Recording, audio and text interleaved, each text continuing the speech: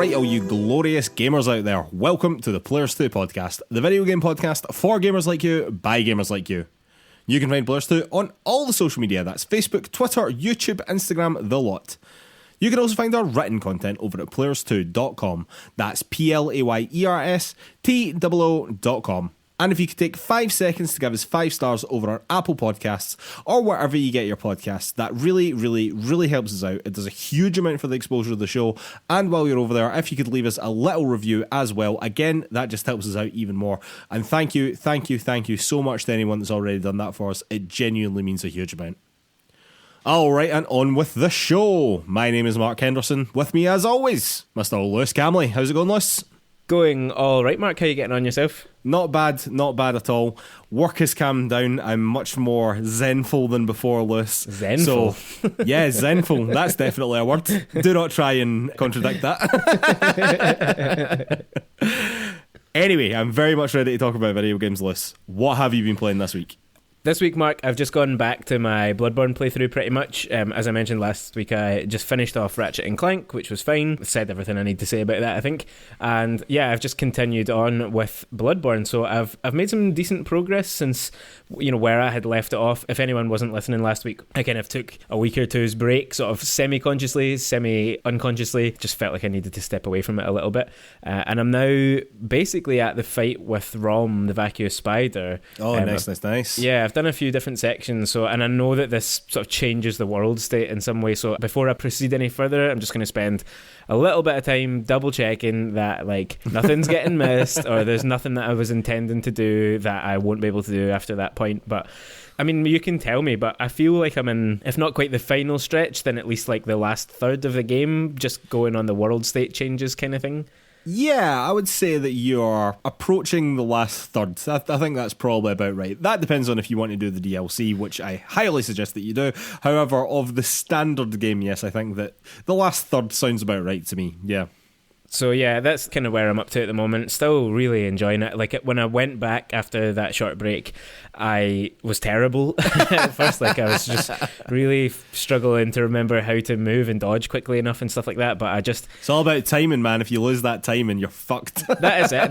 There is a rhythm to it that I've noticed. Even just if I play it last night and then I go to play it again tonight, like my very first run, I'll probably get killed doing something stupid very quickly. But then you just kind of lock into it again, and away you go. And I'm really dying very, very infrequently now, and it generally is always just like something incredibly stupid that happens, particularly just getting stuck on the environment and not being able to get away and stuff like that. So, but the moment to moment, the exploration, the combat, the leveling, the depth of all those systems, the way you can travel around to farm up to improve yourself if you're not doing so well, and the boss fights, man, the boss fights, they're real good, right? They're just incredible, and each one just adds something else. I've had so many now that have been, last gasp amazing fights. I was texting you really late last night or the night before when I managed to beat one of the bosses, Amygdala, on a first attempt, but it was like a nail biter. I had no blood vials left, which are your health regen if you've never played the game. It was basically next strike is the winner, and the two of us are swinging wildly at each other. Heart and mouth stuff, but it's extremely rewarding and just really good fun. Like even if I'd lost that fight, I would have felt like I can do this, so I'm tooling up and I'm going straight back in for it. So all of that stuff just makes it so much fun to play. I'm really looking forward to just pushing through to the end and seeing what else is coming. But I assume the game isn't going to change drastically from here on in. Like it's just more fun areas, more tough bosses, new enemies and that kind of stuff. So as a general gameplay loop, I'm totally thrilled with it. Yeah, I mean, they've definitely nailed their core gameplay loop, I have to say that. The world is going to change, but I would say that it is just more Bloodborne, really, to be honest. And I do not mean that to sound bad in any capacity. That is a very, very good thing. But just because the world's going to change doesn't mean you're going to be necessarily doing anything drastically different, But the world change is a cool moment, what I mean? It's really great. I think you'll like it. Nice. Really looking forward to seeing what is coming up. But what have you been playing this week, Mark? Well, Liz, I have finally finished Nier Replicant. Hey! I know. Honestly, I sort of got to the point where I was like, see these side missions? I don't need to be doing these side missions. They were starting to get quite repetitive, and I was just like, I've been playing this for what feels like forever. I'm not really getting much out of these side missions. I'm just going to mainline this from here on out, and I'm actually really glad that I did, because the side missions really did feel as though they were just there to stretch the game out. But when I was just mainlining the story missions, it was much better. I think I was trying to turn a game that really is maybe a 20-ish hour experience into like a 40-ish hour experience. And I think that the game was trying to do that as well, to be clear. But I think if you really just mainline it, you're going to have a much better experience with this game. I have to say, my thoughts going into it was, I liked Nier Automata, I should go and play Nier Replicant. I have to say, you don't need to do that. Like, you really don't need to do that. If you're someone who likes Nier Automata, and you should like Nier Automata, because Nier Automata is fucking awesome. But Nier Automata is better than Nier Replicant in almost every measurable way, as far as I'm concerned. The gameplay's better, the story's better, the side missions are better, everything is better. It's just a far more interesting game. I must admit, some of the weird stuff that Yoko Taro does in this game as well is quite interesting, but it's just not on the same level as Nier Automata, as far as I'm concerned. Basically, I felt as though the game was feeling its age a bit in a lot of capacity. I'm glad that I played it, but I honestly wouldn't strongly recommend to anyone, to be honest, to go and play it. If you're interested in playing a Yoko Taro game, go and play Nier Replicant. It is so much better. But Lewis, this has meant that I could move on to Deathloop, which I have only played, which I've only played a little bit of. But man, it's giving me good vibes, Lewis. It's giving me real good vibes. I've got to say, the gunplay in this game is fantastic. The actual gameplay, I'm really feeling it. I'm really into it. I think that both of the main characters have been pretty great. It has a real pulpy vibe about it, which the trailers were giving off, but that really carries through into the game as well. Again, I'm pretty early doors, but right now, very good vibes, List. Very good vibes indeed. I'm quite excited to go back and play it. Nice one, yeah, that's pretty exciting stuff. I just installed the game myself today. I bought it like a week or so ago, but I don't know if I'll start it until I've killed off Bloodborne. In my head, I was going to do the same thing that I did with Ratchet and Clank, but I worry that that'll just take me away from Bloodborne for too long. You should finish Bloodborne, List. Because it does sound like Deathloop is going to be a ton of fun, and I think probably quite addictive because of the level of kind of systems play that it's got, that you're just going to want to try things and do a lot of different stuff in it, in much the same way that Hitman felt to me. I must admit, Lewis, it's interesting that you've drawn a comparison to Hitman there, because I feel that this game is much more Hitman than I thought it was going to be. Like, it has a lot more stealth elements and stuff like that, and a lot more different sort of gadgets and things that you can use to go through levels as you want to. Basically, like, you can go through all guns blazing, you can go through really stealthily, really take your time, you can go through using distractions and whatever. I'm really enjoying that aspect of it as well. I have to say, I've not quite found my playstyle yet, because I have to admit, if you go in all guns blazing, you've got to be on the ball because you don't have a lot of health, and when you die, so actually it's not quite as brutal as most roguelikes are, and I would struggle to call this a roguelike. It's sort of roguelike adjacent, if you like that. But if you die 3 times, you start your loop again. But it's interesting that it's giving you 3 deaths and not 1 death, you know, which I feel as though is granting me a bit more leeway and making me enjoy it, because I feel as though sometimes in a lot of roguelites that, because of the random nature of them, sometimes you can just be dealt a bad hand and you just feel as if you've just wasted like quite a lot of time on a run that was destined to die, effectively. Or you just make like one stupid mistake and then hours of play potentially are up in smoke, you know. And I know that that's the nature of the game, and I'm not necessarily complaining about that. It's just not something that particularly I'm into, generally speaking. This is a lot less like that, but even the way the story's been set up right now and whatever, it's really interesting. I'm very interested to continue to play this, I've got to say, and even from my short playthrough, I suspect strongly this is up your street. Good stuff. Yeah, looking forward to it. Then I will hopefully get to it before the end of the year. Yeah, definitely, because it's going to come up in Game of the Year conversations list, as we are about to discuss. And with that, time for the news. All right, Lewis, news item number 1. The Game of the Year award nominees have just been announced literally a few hours ago as we are recording this. The nominees are selected by a, quotes, voting jury of 103 leading media and influencer outlets across the globe. But the voting is now open to the public as well, although, let's be honest, the voting is very heavily weighted in favour of the critics. So this is very much the critics' choice for awards here, I would say.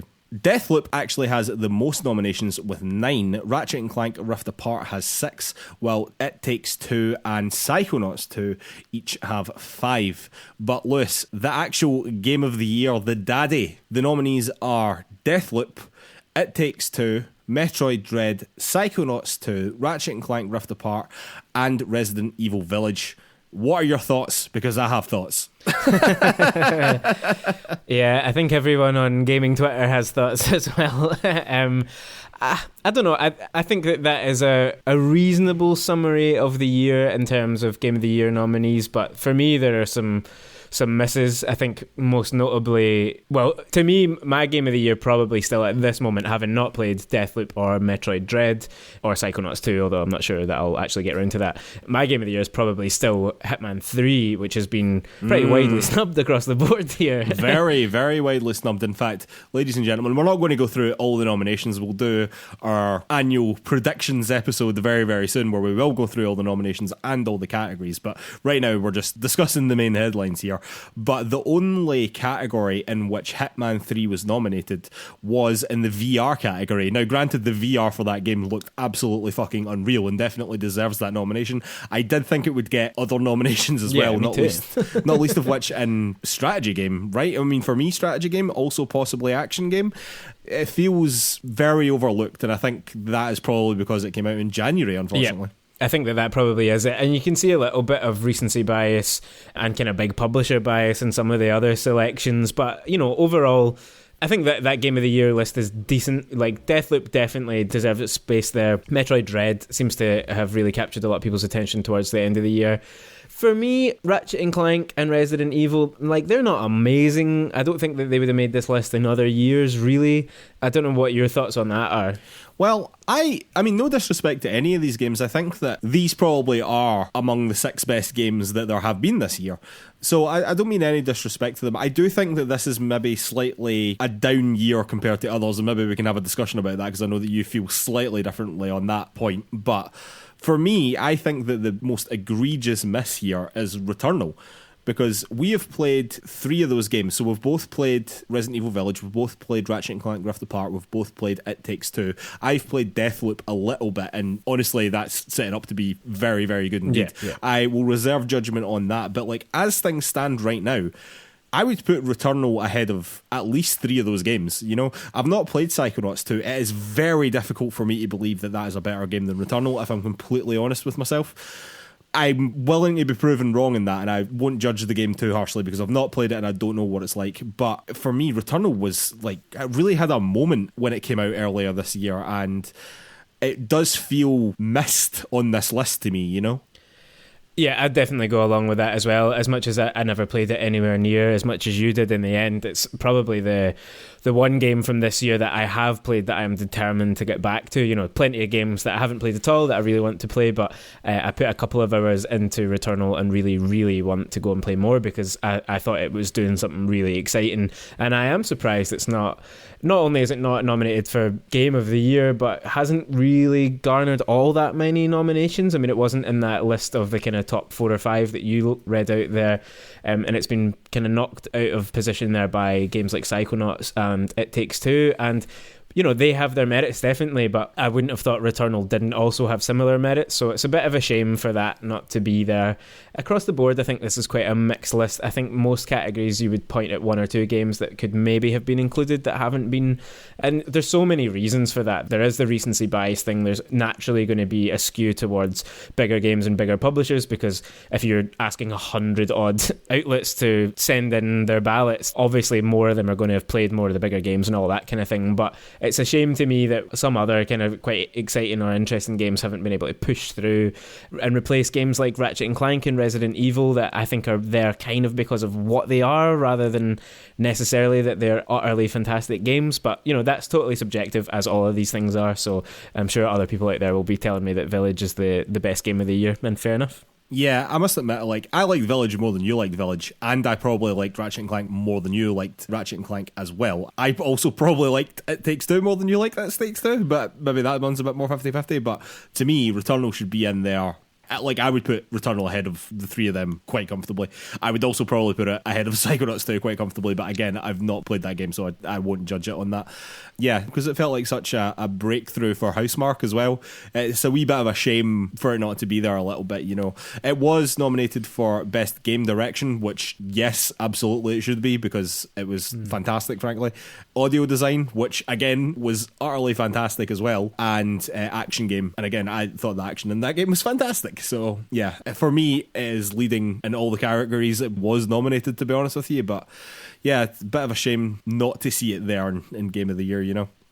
I think that we should also talk about Best Indie Game List, because we talk a lot about indie games on this podcast. Nominations were 12 Minutes, Death's Door, Kenna, Bridge of Spirits, Encryption, and Loop Hero. Encryption was the only one here that I really wasn't massively familiar with, but I think you were more familiar with it, Lewis. But I have to say, for me, clear winner here, Death's Door. Yeah, I think that's almost a certainty that Death's Door is going to be one of the most lauded indie games on this list for sure this year. So a lot of people liked it, a lot of people playing it, and it's obviously coming to PlayStation in just a couple of weeks, so even more, and Switch, so even more people are going to be playing it right before the awards drop. I think, again, there's one or two odd selections here. 12 Minutes makes the list for Best Indie, which by all accounts was quite underwhelming. Yeah, I think it was quite divisive in the end, actually. But yeah, underwhelming, I think, comparison to what a lot of people thought that it could be, because like I really thought that could have been this year's like Celeste, this game that could have been really up there, and talking about Game of the Year and whatever, it could have been up in that echelon, you know, and it just sort of wasn't. So as you were talking about, I think that this is a game that's maybe there for what it is rather than for being like an actually unbelievably standout game, you know. Yeah, it's a little bit like, here are the indie games that you've heard of, and not so much like what the actual best ones are. And even the split between the best indie and best debut indie category I find quite odd, because Kenna finds itself on both lists. But then something like The Forgotten City, which is reviewed really well, or something like Valheim that was really, really big when it came out. You know, a lot of people were playing and talking about that. It didn't really hold for all that long, but they're on the best debut, but not the best indie, which I mean, we'd need to go and check the category descriptions, and we'll do that obviously when we come to do our own predictions. But to me, I'm not sure why, if you're the best indie game of the year, why does it matter if you're the best debut? How does that selection happen? So to kind of further that from categories like the best art direction and best score and music, I think, again, in a year like this year, which, as you say, maybe hasn't been quite the strongest, there's probably scope for a few more smaller indie games and kind of interesting, unusual games to make it onto this list. And in fact, we've kind of got a lot of the same stuff appearing again and again. I just think if this is a weaker year for games, then it would have been great to see more critical discourse coalesce around some unusual games. I don't know, like something about seeing Ratchet and Clank on so many of these nominations, I'm just kind of like, it's just Ratchet and Clank, like it's totally fine, but it wasn't groundbreaking in any way really, other than how it used the SSD. Well, I think visually it was very, very impressive, and the way it used the SSD was very, very impressive. Now, granted, that isn't necessarily what we're awarding here, but it was an impressive game. Like, I think you're being a wee bit harsh on Ratchet and Clank, I am being to be a honest. little bit harsh on it, and kind of being deliberately so, but like, is that the best art direction of the year? Like, don't get me wrong. And I don't think it'll win that category. It looks amazing. Graphically, it looks amazing, but like, it is the same art direction as Ratchet and Clank 1, really. You know what I mean? It's just, to be honest with you, I think that it's probably fifth on that list. Yeah, to be completely honest. So art potentially. direction is Deathloop, which has a fantastic art style, actually. Kenna, which looks unbelievable, like every bit as good as Ratchet and Clank on probably about a third of the budget. In fact, probably less than a third of the budget, 5% of the budget probably. Psychonauts 2 just has a fantastic art style. If you know anything about Psychonauts 2, you probably know how it looks, which I just think is weird and sort of wonderful. And The Artful Escape, which is a game that we've not talked a lot about, but is definitely getting a lot of buzz. And again, it looks fantastic. It looks fantastic, yeah. And again, Ratchet and Clank also looks fantastic, but in terms of art direction, yeah, I would think almost all of them are probably ahead of that, if I'm totally honest with you. Yeah, really interesting year, I have to say, Lewis. I'm not sure what to make of a lot of these categories. I think it's a lot less clear-cut than previous years, than a lot of previous years anyway, so it'll be interesting to see on our predictions episode how things go, because I think that we could potentially have quite different takes on a lot of the categories.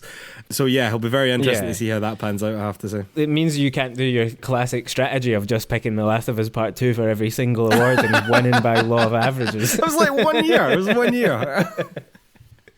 All right, let's news item number 2. Xbox has turned 20 years old this week. Happy birthday, Xbox. Hey. Way. And with that, a lot of information and a lot of games came out all at once. Firstly, they announced that 76 classic Xbox games from the OG Xbox and the 360 are getting backwards compatibility support, including the Max Payne series, the Fear series, and Time Splitters 2 and Future Perfect. Xbox gamers, if you haven't played Time Splitters 2 and Future Perfect, I don't know how they hold up, but they were so fucking good back in the day. And some will even have FPS boost as part of their backwards compatibility, and all will benefit from auto HDR, which somehow magically makes all games HDR, which is just insane to me, but really, really cool features. And again, just credit to Xbox for their backwards compatibility, because they're just doing it so much better than everyone else right now, frankly. It was also announced that they were effectively shadow dropping the Halo Infinite multiplayer as well, which is a whole month ahead of when the campaign is due to come out, which I think is the 5th of December. Is that right, Lewis? It's the December the 8th it's coming. The 8th then, yeah. Yeah, I knew it was the start of December. It was close enough, Lewis. It was close. I have to say there were some issues out of the gate, but it also had a peak concurrent player count of 272,000, over 272,000 players on Steam alone. So, you know, that's probably why they had server issues.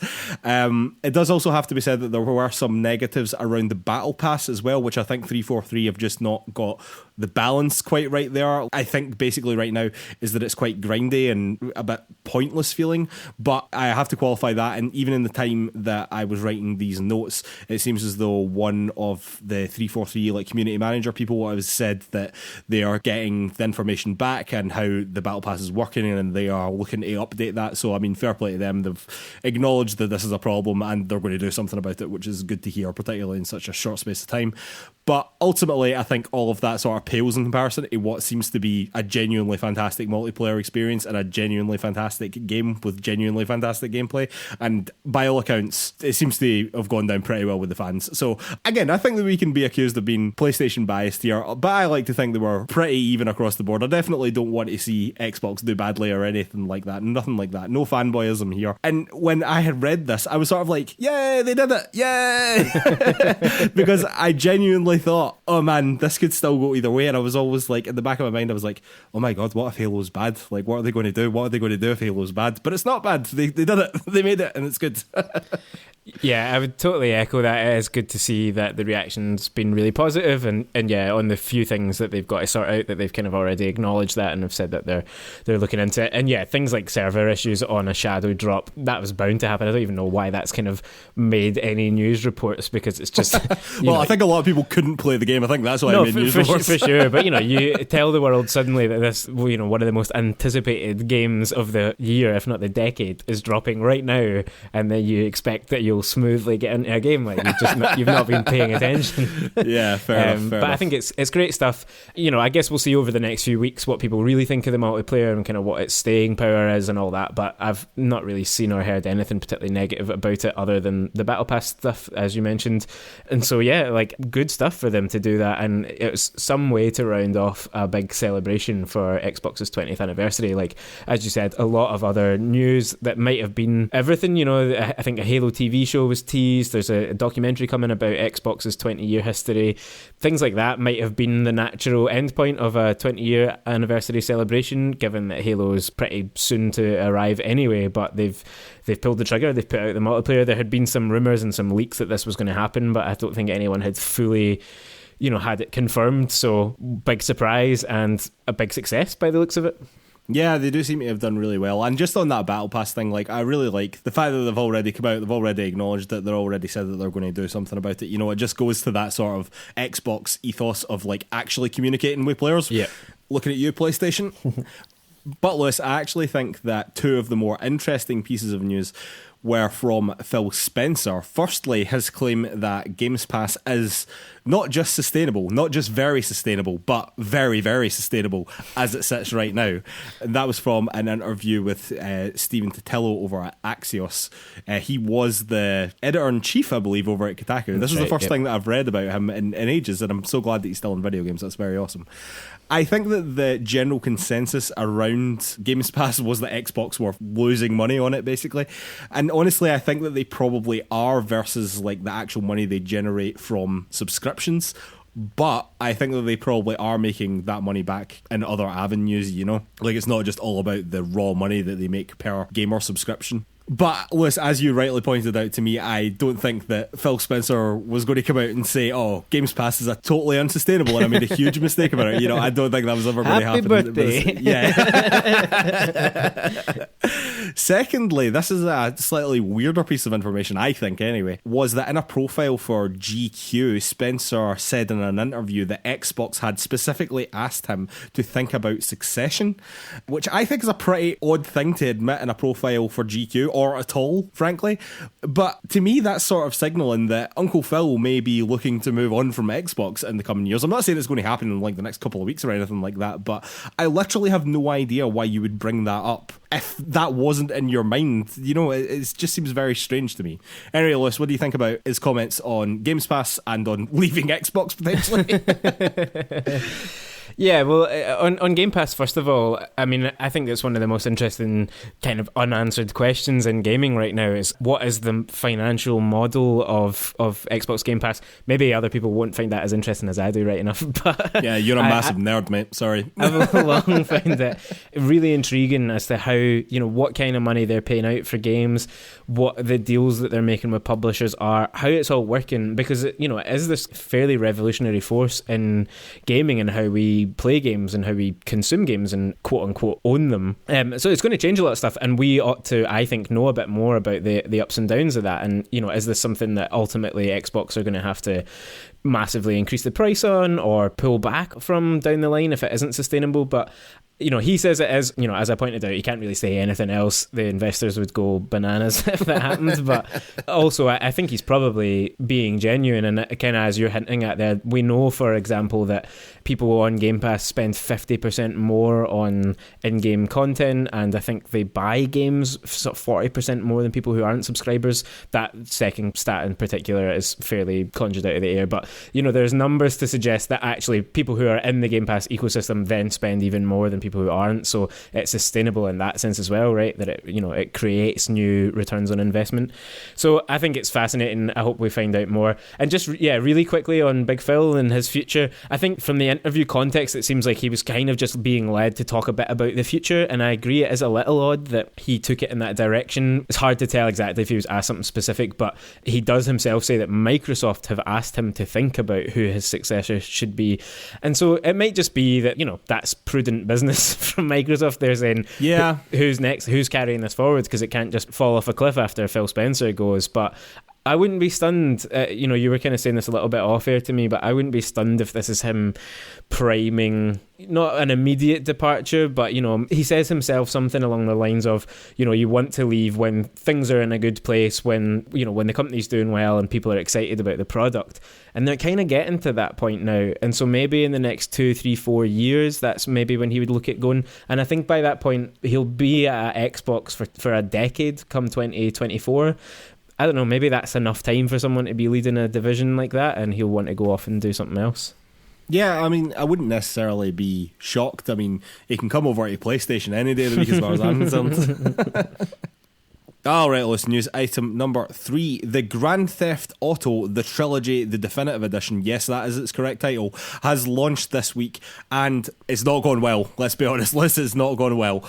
Starting off with the PC version, it was briefly available at launch before being pulled by Rockstar from its Rockstar launcher. The reasoning being was that they had to remove files that were unintentionally included in the game, which, I mean, where is your quality control if that is happening? In fact, where's your quality control? Could be said for a lot of aspects of this game, but we'll get on to that. This meant that for 3 days, you could not play the game on PC, even if you'd bought it, which is just absolutely shocking. Like, that really is very bad, and PC players were rightfully very pissed off about that. I've just got to start with the graphics, I think, Liz. Honestly, they arguably look worse than the original PlayStation 2 games, and I think that is quite impressive considering how long ago they came out. I have to say, the PlayStation 2 games like had a style about them, like that went sort of beyond the limitations of the hardware, and that is just totally lost in the new games. Like, every single character model looks awful. They all look absolutely terrible. They look plasticky and weird and have weird fucking proportions. And low poly assets like we're on the PS2, like none of that stuff sort of really mattered very much. But in this remake, Jesus, it looks fucking dreadful. I do have to say, by the way, I am pulling strongly from a Digital Foundry video that sort of looked at the more technical aspects of why the game is so shit. Massive shout out to those guys. They do fantastic work over there on the technical side. They explain that side of things to idiots like me so that I can understand it. But honestly, Lewis, the bugs are absolutely atrocious. There are parts of the world that just don't have any collision, which means that if you drive or walk over them, you just fall through the game. Like, you just fall right through the game. And in actual fact, the guy on Digital Foundry fell through the game in such a way that he could get onto the bridge and go to the third island, like way before you're supposed to be able to do that. And it's just like really bad. You know what I mean? That's just something that you should make sure is right. Like, there was textures that were missing or misaligned in loads of locations, which was just really sloppy, basically. It seems that on Xbox, I think it was GTA San Andreas they got as part of Games Pass or whatever, some of them just couldn't play it for no discernible reason, it seemed. There were so many technical issues. Like, the fact that this game, in the state that it is and how bad it looks and the quality of the textures and stuff like this, cannot sustain a solid frame rate on the Series X or the PS5. That includes not being able to hit 30 FPS in fidelity mode, which is just abysmal. Like, there are games that are so much better than this game that can do that, no problem at all. That is not a reflection of either console's hardware, by the way. Like, both consoles should easily be able to do that. The last gen consoles are even worse, and Switch is diabolical. Absolutely shocking. It is worth pointing out as well that Rockstar North, who made the original games and are based in Scotland, did not make this game. It was done by Grove Street Games, who were previously called War Drum Studios, who were apparently responsible for the mobile ports of the games as well, and they were also highly criticised. And I think that these versions of the games were based on those versions of the games, so I think we're seeing a succession of problems here, to be honest with you. The terrible thing is that this is now basically the only way that you can play these games on modern consoles. Rockstar have removed existing versions of the game from sale on digital platforms. So this is it. This is your only option, and it's absolutely fucking dogshit. I will say that the guy from Digital Foundry, again, I cannot plug this video enough, it was fantastic. The breakdown of just all the problems.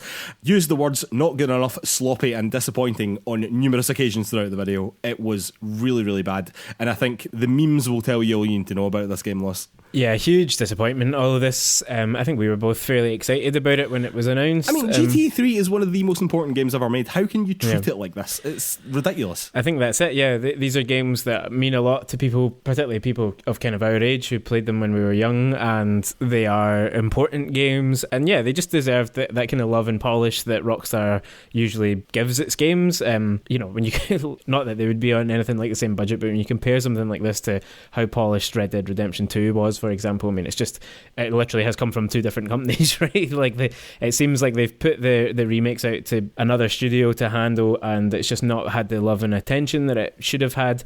I think also there was some pretty grubby stuff around.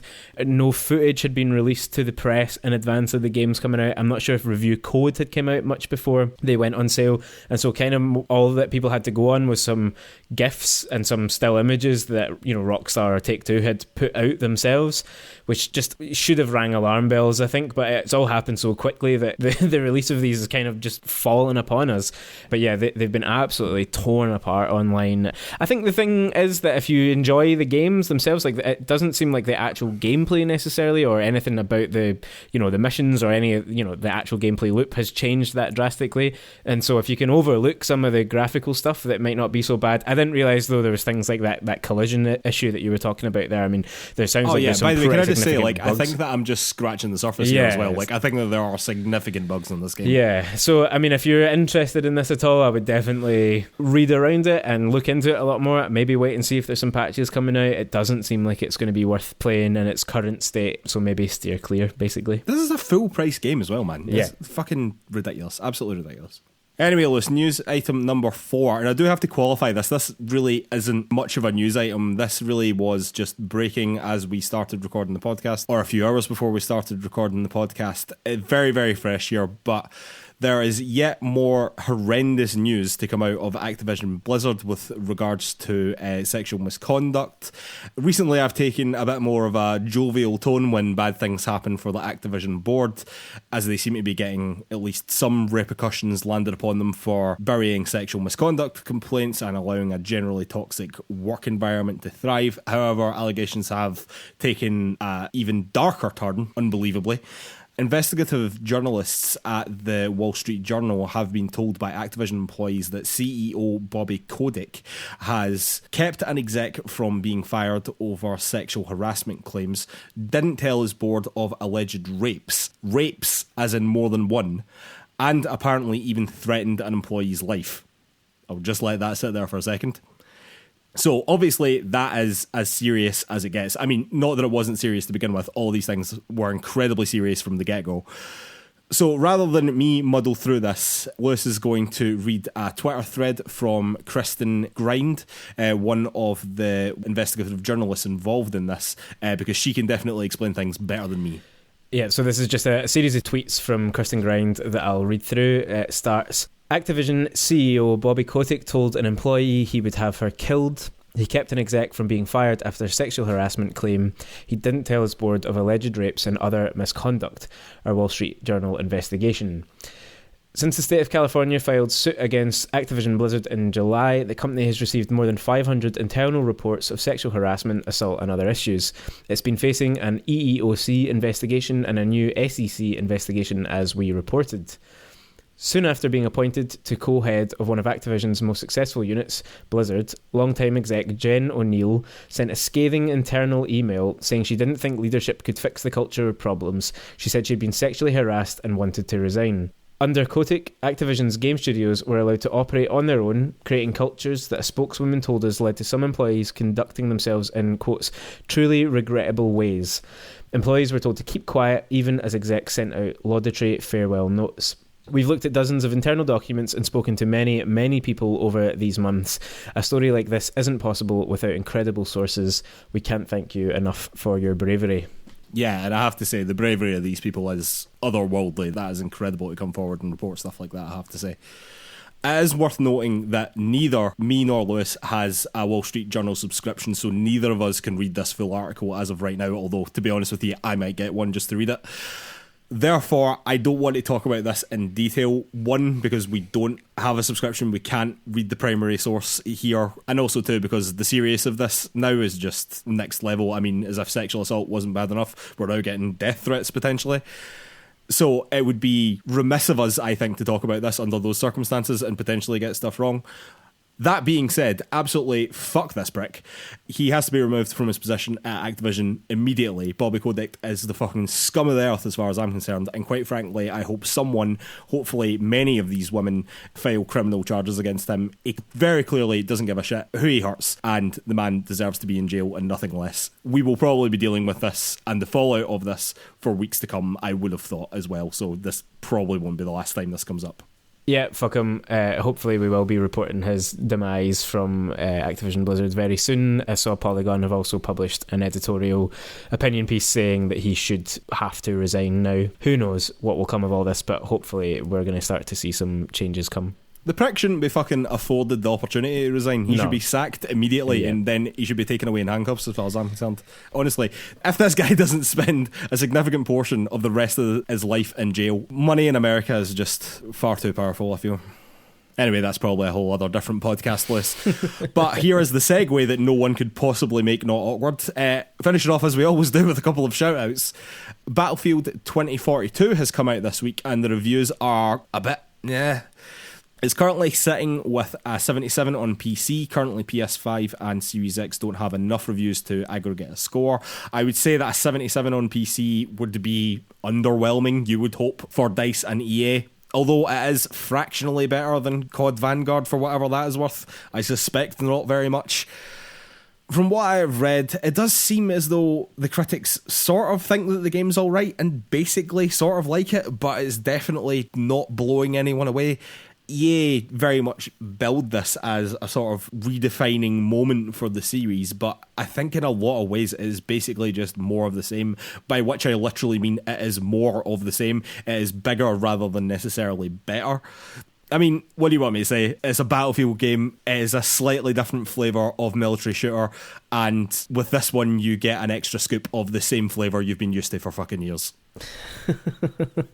Yeah, not great stuff really here. Can't say I was ever expecting this to be much different, and I had seen reports from, I guess, the beta or whatever that people had the hands-on preview from before saying it wasn't ready and it should be delayed, and it doesn't sound like it's really hitting any targets.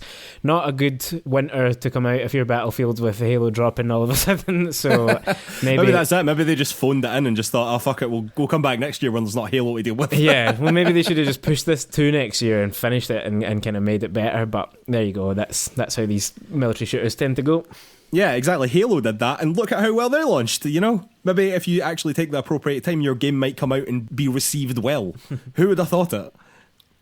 Anyway, let's shout out number 2. Valve have delayed the Steam Deck from December this year to February next year, meaning that it will miss the Christmas window, and meaning that Mark's Christmas present to himself has vanished loose.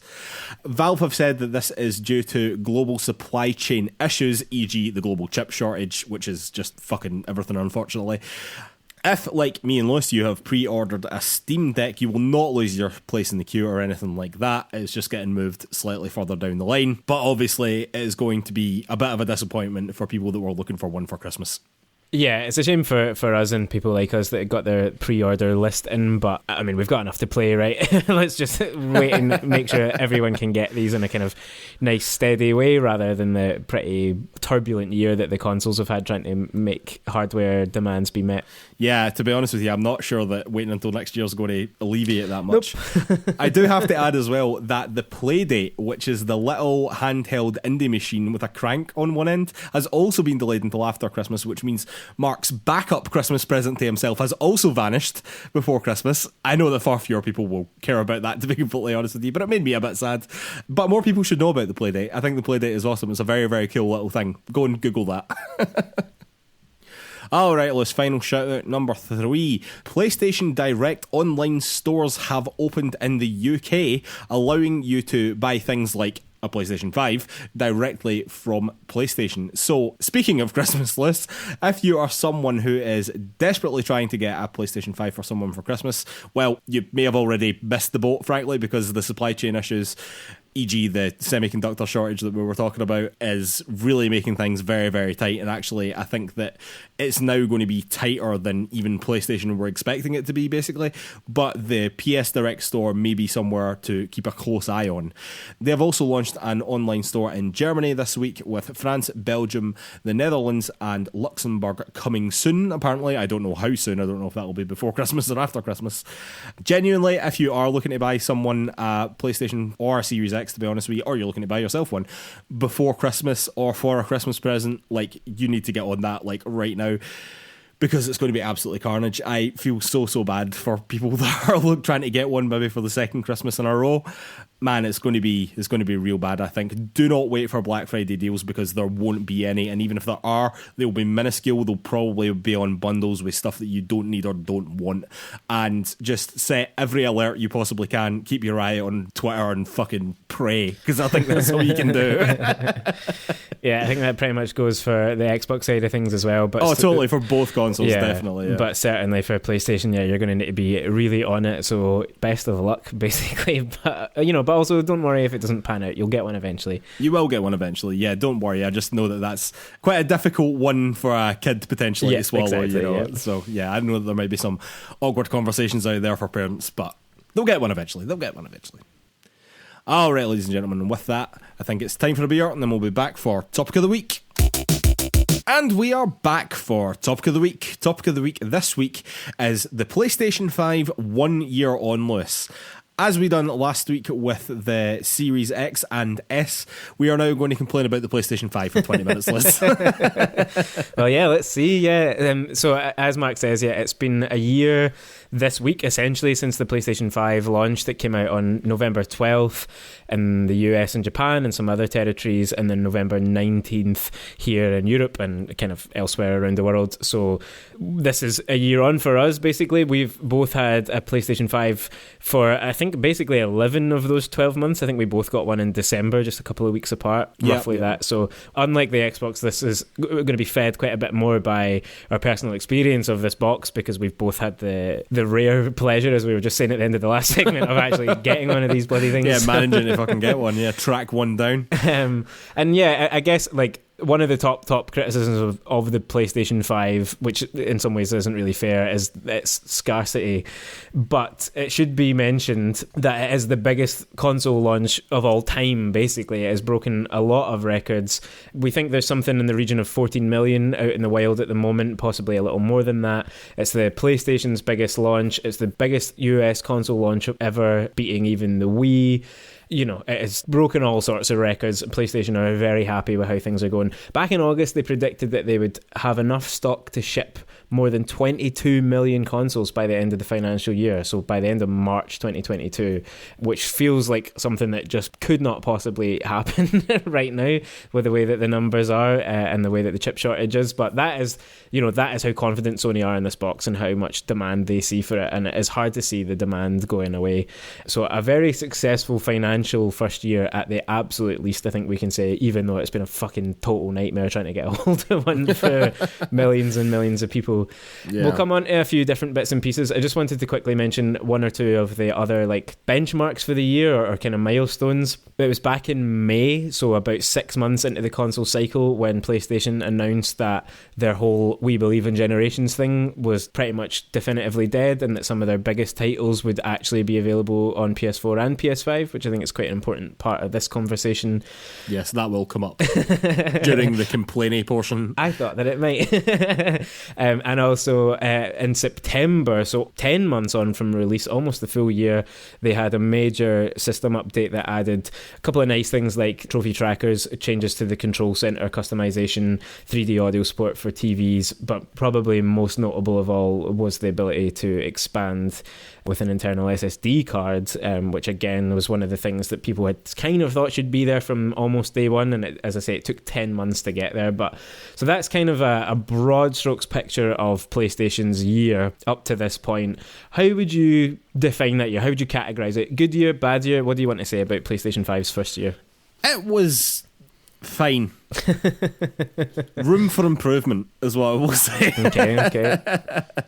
Basically, I think that it's missing, at this point in the year specifically, as well as we are approaching Christmas, it's missing a big title now, and the reason for that is because Horizon got pushed out into February next year. It's sounding like, although to be honest with you, if it got pushed again, it would not surprise me very much, I have to say. Now look, there are reasons for that, not least of which is a global pandemic that subsequently caused many, many reasons for why PlayStation would want to delay a game like that. However, I think that the games that they have released have been pretty good, to be honest with you. Demon's Souls was absolutely fucking brilliant, frankly. I really, really liked Returnal, and I really like Ratchet and Clank as well, which are like the three big ones this year. I know that there have been other ones here and there. Kenna Bridge of Spirits immediately jumps to mind. Deathloop, of course, is a timed PlayStation exclusive this year as well, so I suppose we can talk about that in that capacity. But I still feel as though PlayStation could have done better. And to be honest with you, it comes back to the bit that I said I was going to complain about, and I'm just going to jump right into it. That they said we would be having a generational jump here. They promised us that. They said they believe in generations. And I was like, cool, me too. And then, as it turns out, they didn't believe in generations. And subsequently, all the games are being designed for last-gen hardware, basically. I was expecting there to be more of an obvious jump. And the thing is that when you play a game that is designed solely for the next-gen consoles, specifically thinking about Ratchet and Clank and Returnal when I say that, you can, feel it. You know what I mean? I think that there is a notable difference. It's not just load times. It's not just the fact that you can play it in a higher frame rate, at a higher resolution graphics. That's not what I mean. There's game design decisions that can be made differently, can be made better, just concentrating on much higher end hardware than what is now, a 9-year-old box, the PS4, you know? That is old hardware now, do you know what I mean? And part of why I was excited for PlayStation in year one was because I thought we were going to get more games that were dedicated on that hardware, big games, specifically thinking about Horizon. I know that got pushed, but we didn't know that at the time. And I was thinking, God, I really, really want to see what this console can do, and I thought that we were going to see that, and I feel as if we got a glimpse of it in parts of Ratchet and Clank and in Returnal, but I really still think that we have yet to see what, specifically the SSD, which is what PlayStation's big bet is on, basically, that is going to carry this console for years and years to come, and is going to change game design for them. What the implications of that actually are on game design, and why it will make it better for us, do you know what I mean? I'm excited about that prospect. I don't really think that we've seen that yet.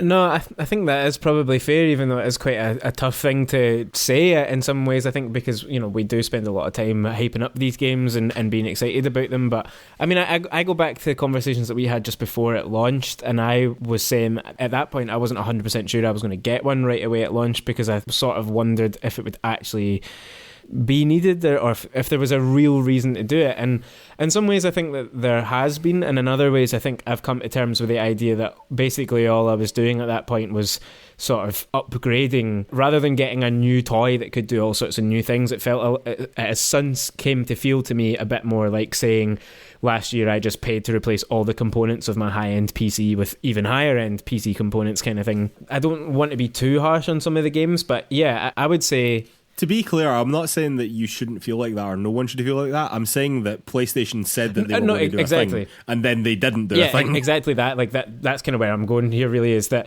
it still feels like evolution and not revolution, and I don't think that we've seen anything in the games, even that are native PS5 only games. You know, I haven't played Deathloop yet, but I've not heard anything that's doing that feels like it's really changing the game in that sense. It doesn't seem like Demon's Souls had much in that way, and like you say, other than kind of game feel in Returnal and Ratchet and Clank, the only big advance we've seen, or that's really been pushed at us, is the use of the portals in Ratchet and Clank. And even then, like, I mean, it's a conversation for another time. I'm not totally convinced that I'm buying that. Like, I think that game could run on PlayStation 4 just with a slight delay between areas, which would really not create any detriment. But that's a conversation for another time. I don't want to make this the Ratchet and Clank bashing show on my part, as it seems to be. Yeah, it turns out you really hated that game. I don't hate it at all. I just, you know, I think it's a pretty like middling game. I think it's like a decent 8 essentially. But all of that to say that despite a pretty cracking lineup of games, you know, we've not mentioned Astro's Playroom, which was an utterly fantastic pack-in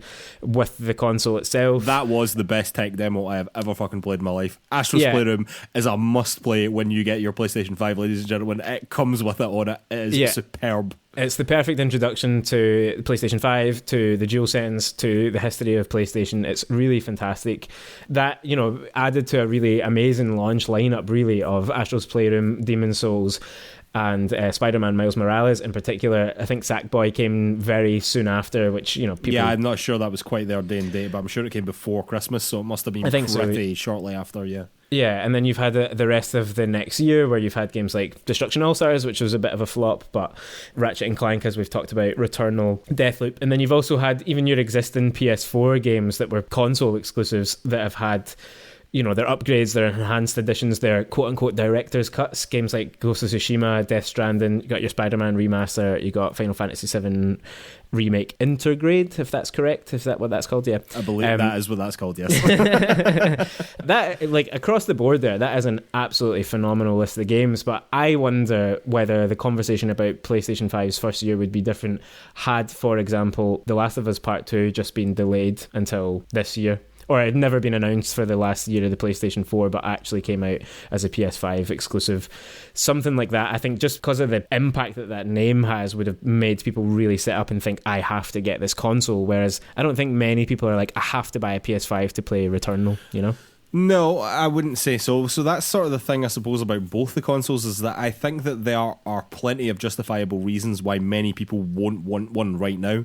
And I think that is a completely fair position for a great many people. For me, it does still come down to those games. Do you know what I mean?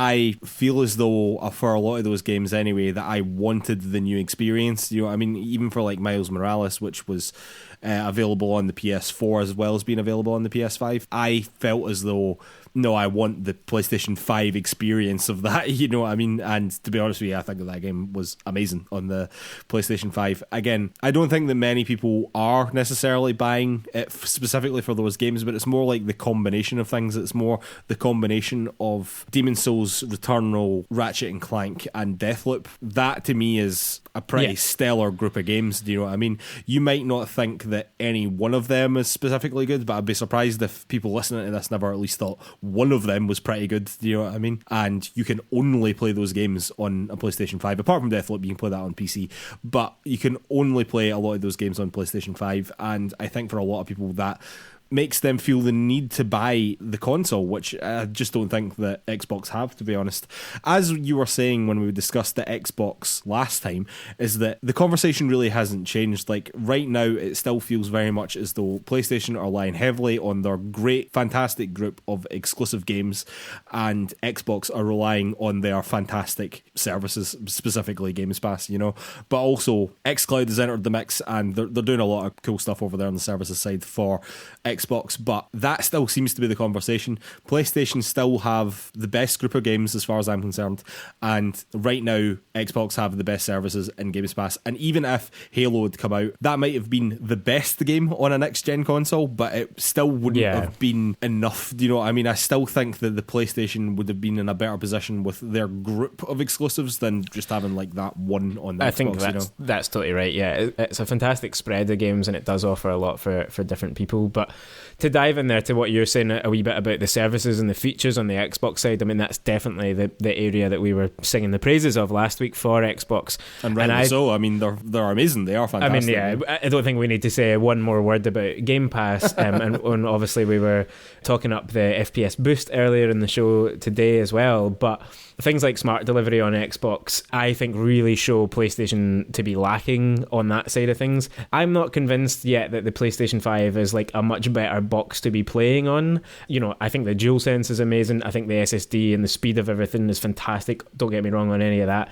But all this trauma really around cross-generational upgrades, the bad messaging from PlayStation around the upgrade paths even, you know, what we have to pay for and what we don't, all that stuff has been a bit of a mess. Yeah, some of those other, like the back compatibility works for PlayStation 4, but we still can't get anything older really. A lot of those areas seem like the bits that they're lacking on in comparison to Xbox, and I think as you're saying there, it doesn't feel like that conversation's changed much in a year. And a lot of the things that have been added, things like the activity cards and the changed UI, I don't really think is added very much. I remember us trying to link up voice chats to play It Takes Two, and also when I was streaming my Bloodborne playthrough to you for a little bit, and trying to connect up and understand where you're supposed to look for different options within the console. I mean, maybe I just don't use them enough, but I find it quite tricky at times. And then all the game help stuff that they promised before launch, I just don't really think anything has been done with. So there's definitely room for improvement on some of those things, I think. I mean, I don't necessarily deny that. I have used the game help thing a few times, to be honest, but I don't think that it's necessarily any better than just Googling it. Yeah, I think that there has to be an easier path to it, I would say. Yeah, I mean, I don't necessarily disagree with you. I think that the conversation is relatively similar. I don't think that PlayStation are doing a good enough job with backwards compatibility at all. I know that they have the PS3 hurdle to deal with, but they don't have that hurdle with PlayStation 1 or 2, and they're not doing anything with that either. Yeah. So, yeah, not great on that front from PlayStation. I do think that they have to have some answer for Games Pass coming as well, soon as well. Again, don't want to get onto Games Pass again, but I feel as though they're definitely lacking in that. One thing that I will say that I think is really fantastic from PlayStation, and that is the DualSense, which you briefly mentioned there. Yeah. And honestly, Lewis, see, going from Nier Replicant, which didn't support the DualSense, to Deathloop, which really supports the DualSense, it feels alive. It is so much of a game changer for me. It really, really is. And there is 2 next-gen consoles now, but there is 1 next-gen controller as far as I'm concerned. Don't get me wrong, the Xbox controller is pretty great, sits lovely in the hand, ergonomically fantastic, but it is the same controller that they've been using for probably 9 years now, more than that maybe. I don't know how long they've been using that controller, but it's basically the same, whereas PlayStation have went, oh no, well, how do we next gen, quote unquote, our controller? And the stuff that they've done with their adaptive triggers, the HD vibration and stuff like that, absolutely fantastic. It really is unbelievably good. And I don't really think I can overstate that, to be honest with you. And until you try it, ladies and gentlemen, I don't think that you'll notice it. And the thing is that when you're playing with it, you might not even notice it all that much. But see, when you go from something that does support it to something that doesn't, or vice versa, you're like, oh, I forgot that the rumble's not as good. You know what I mean? The adaptive triggers feel tight. They just feel great to press. You know what I mean? Yeah, I really think that is maybe the unsung hero for PlayStation, actually, this generation, because I think that controller is fucking brilliant. I really do.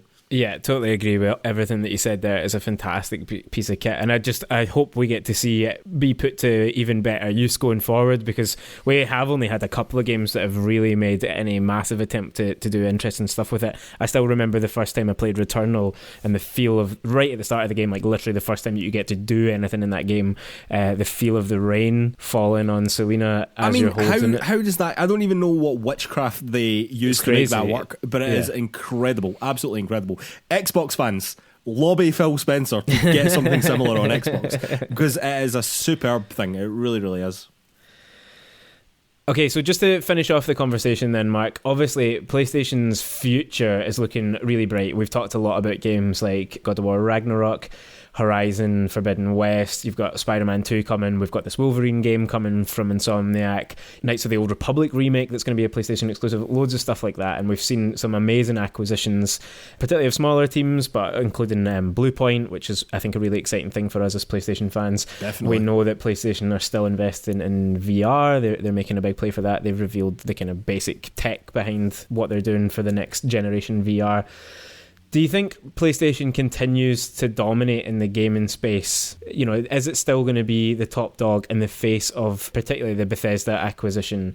I guess what I'm asking in a shortened version is, if someone was to come to you now and say, I need to buy one of these consoles, which way would you direct them and why? Well, that's an interesting question, because actually, and this might be a controversial statement, I think for a great many people, it might actually be better to have a Series X and a Games Pass subscription, particularly if you're playing quite casually. For me, I think that makes a lot of sense for a lot of people. I really, really do. For me, I couldn't imagine going into this generation and being like, nah, I'm not going to play Demon's Souls or the new Ratchet and Clank or Returnal or Horizon or God of War or the new Spider-Man. You know, I'm just like, what? Like, that doesn't compute in my mind. Like, I couldn't even fathom doing that, to be completely honest. So for me, the slate of games that PlayStation have right now really is the selling point right now for PlayStation. Having said that, going forward, I think that you will see this gap between Xbox and PlayStation close greatly. I really do think that, because I think that Xbox have now got a really bright future as well, where they could have equally fantastic games coming in the pipeline. So right now, I would probably recommend people buy a PlayStation 5, unless I think that they are better suited to having a Series X and Games Pass. But to be honest with you, Lewis, you can't get any of the fucking two of them, so I'm not sure anyone's buying in. Very true. All right, ladies and gentlemen, I think we'll have to call it a day there. I'd like to remind everyone that you can find PlayersToo on all the social media. That's Facebook, Twitter, YouTube, Instagram, the lot. You can also find our written content over at PlayersToo.com. That's PlayerStoo.com. And if you could take 5 seconds to give us 5 stars over on Apple Podcasts or wherever you do your podcasts, that really, really, really helps us out. It does a huge amount for the exposure of the show. And while you're over there, if you could leave us a little review as well, again, that just helps us out even more. I know I say this twice a week, every week, but it does not become less important on a weekly basis. And thank you so much to anyone that's already done that for us. It genuinely does mean a huge amount. I'd like to remind everyone that our PlayAlong game is Pyre for this month. This by Supergiant Games, the makers of Hades and Bastion, and something that I've been looking forward to playing for a while. Then we'll be getting on to Hades after that as well. It's downloaded, Lewis. It's ready to go. I just need to get stuck in now. Yeah, me too. I've just been prioritising Bloodborne for now, but I'll have to make some time available for it in the weeks ahead. Definitely, definitely. All right, ladies and gentlemen, we will see you next week. Thanks.